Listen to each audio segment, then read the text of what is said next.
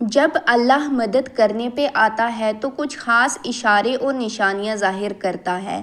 جب تم مدد مانگتے ہو تب تم تک ان ذریعوں سے مدد پہنچائی جاتی ہے جن کا تم تصور بھی نہیں کر سکتے، جیسے نوح تک پہنچائی گئی، کیونکہ تم اللہ کی مصلحتیں نہیں جان سکتے اور دعائیں تو ناممکن کے لیے ہی ہوتی ہیں، اور جو نوح کا خدا ہے وہ تمہارا بھی تو خدا ہے۔ تم نہیں جانتے کہ اللہ نے تمہارے لیے کیا کچھ سوچ رکھا ہے۔ تم نہیں جانتے کہ اللہ نے تم تک تمہاری چاہت پہنچانے کے کتنے انتظامات کر رکھے ہیں۔ تم نہیں جانتے کہ اس دیری کے بعد تمہاری ہر اس دعا کی قبولیت ہے جو تم مانگا کرتے تھے۔ تم نہیں جانتے جس کی ایک تجلی سے کوہ طور راکھ ہو جائے، اس کا ایک حکم کیا سے کیا کر سکتا ہے۔ تم نہیں جانتے کہ تمہارے خوابوں کو پورا کرنے کے لیے اس نے کیسی تدبیریں بنا رکھی ہیں۔ تم نہیں جانتے کہ تمہیں توڑنے میں ہی اس نے جوڑنے والے سبھی راز چھپا رکھے ہیں۔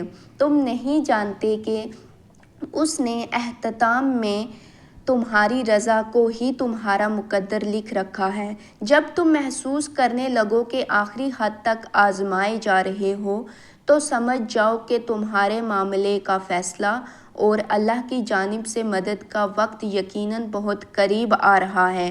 بس تم اللہ کی جانب سے آنے والے حکم کے انتظار میں صبر کیے رہو۔ اللہ کسی بھی حال میں تمہیں دربدر نہیں ہونے دے گا۔ پھر تم اللہ کے فیصلوں سے کبھی مایوس مت ہونا اور توکل رکھنا کہ اللہ کی رحمت تمہارے دل میں پیدا ہونے والے ہر خوف سے بڑی ہے۔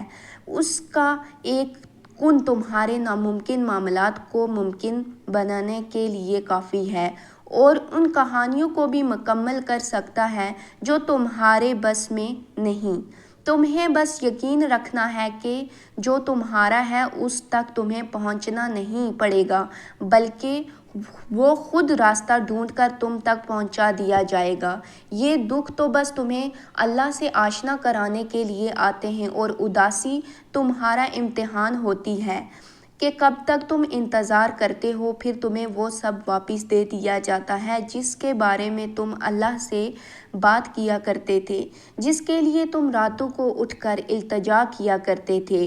تو پھر کیوں پریشان ہو؟ تمہارا رب تو اتنا رحیم ہے کہ تم اس کی ایک صدا پر لبیک کہہ دو تو وہ تمہاری تمام صداؤں پر کن فرما دیتا ہے۔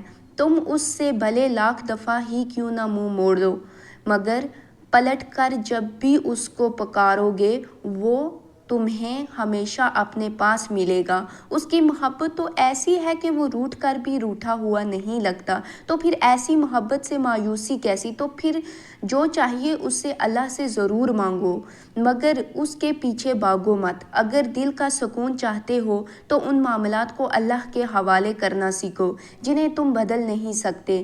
دست برادر ہونا سیکھو، چیزوں کو آزاد کرنا سیکھو، خود سے محبت کرنا سیکھو۔ تمہاری مستقل دعائیں ہی ناممکن کی قبولیت کو ممکن بناتی ہیں۔ تمہارا یقین ہی تم پر وہ دروازے کھولتا ہے جن کو کھولنا کائنات کی کسی شے کے بس میں نہیں ہوتا۔ تمہارا صبر ہی تمہیں معجزوں سے ملواتا ہے اور کن سے فیکون تک ہر ادھوری کہانی مکمل ہو جاتی ہے، اور وہ دعا جو منہ سے نکلتے ہی قبولیت کے مراحل میں داخل ہو جاتی ہے وہ ٹوٹے ہوئے دل کی دعا ہے۔ بس پھر جو مانگ لیا جاتا ہے اس کی عطا میں دیری نہیں کی جاتی، پھر وہ شے بھلے ہی تمہارے نصیب کا حصہ نہ ہو۔ کیا تم نے سنا نہیں؟ تمہارا رب سب کچھ کر سکتا ہے۔ تم جتنی دفعہ دعا مانگتے ہو اللہ اتنی دفعہ تمہیں تمہاری دعاؤں کے جواب دیتا ہے۔ تم یہاں ایک قطرے کے لیے رو رہے ہو جبکہ تمہارا رب تو تمہیں 7 سمندر عطا کرنے پر بھی قدرت رکھتا ہے۔